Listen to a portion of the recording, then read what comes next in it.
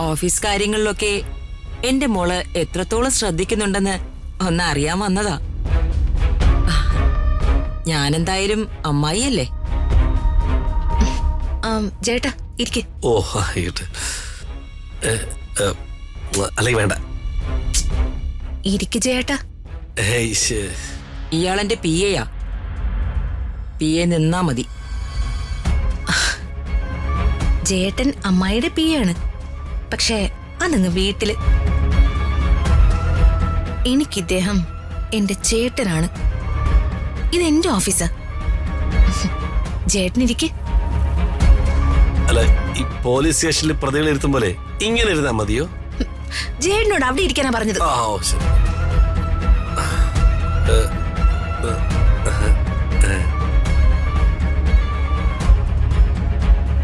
ഞാൻ സദുദ്ദേശത്തോടെയാ ഈ ഓഫീസിലേക്ക് വന്നത്.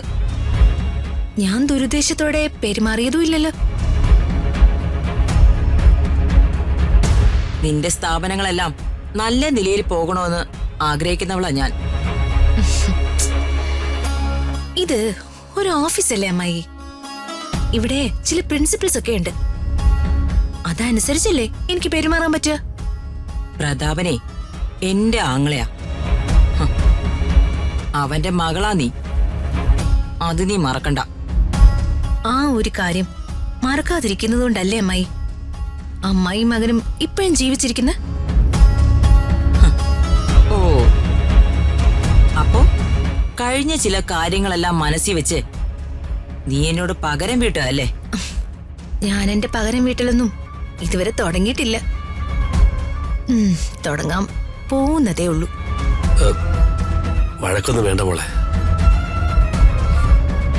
നിന്റെ മധ്യസ്ഥത വേണ്ട.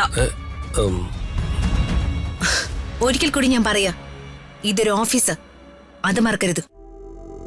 ഈ ഓഫീസിലേക്ക് കയറി വന്ന എന്നെ നീ അപമാനിക്കുന്നു. ഈ ബിസിനസ് സ്ഥാപനങ്ങളൊക്കെ നന്നായി പോണോന്ന് എനിക്കും ആഗ്രഹമുണ്ട്. അമ്മായി എന്തിനാ കയറി വന്നേന്ന് വളരെ ക്ലിയർ ആയി എനിക്കറിയാം. എന്റെ അച്ഛന്റെ പെങ്ങള് ചമഞ്ഞ് എന്നെ കയറി മറ്റുള്ളവരുടെ മുൻപില് ഇൻസൾട്ട് ചെയ്യാൻ. അയ്യോ, ഇതെങ്ങനെ കൃത്യമായിട്ട് മോള് മനസ്സിലാക്കി? എന്റെ സെൻസ് മൊത്തം പോയി, ഫുള്ള് ബ്ലാക്ക് ഔട്ടായി. വളരെ സന്തോഷത്തോടെ എന്റെ ആങ്ങളുടെ മോളുടെ ഓഫീസിലേക്ക് കയറി വന്നതാ ഞാൻ. എന്റെ നന്മകളൊക്കെ ഒന്ന് കാണാൻ. ഇന്നലെ വരെ എന്റെ നന്മകളൊന്നും കാണാൻ ആഗ്രഹിക്കാത്ത അമ്മായി ഇന്നെന്റെ നന്മ കാണാനാണ് വന്നതെന്ന് പറഞ്ഞാ അത് ഞാൻ വിശ്വസിക്കണോ? ഇതിന് ഞാൻ പകരം വീട്ടും. പകരം വീട്ടാൻ വരുമ്പോ 10 ഇരട്ടി തിരിച്ചു കിട്ടുമെന്ന വിചാരത്തോടെ വന്നാ മതി. ആ അമ്മായി, നമ്മൾ തമ്മിലുള്ള ഫൈറ്റൊന്നും ഈ സ്റ്റാഫുകൾ അറിയണ്ട. വേഗം സ്ഥലം വിട്ടോ. പാടോ. ഓ, പോട്ടെ.